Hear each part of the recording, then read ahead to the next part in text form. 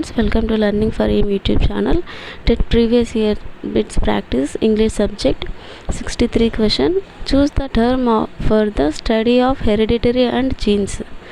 Hereditary and genes ద్వారా choose చేయాలి verb ని.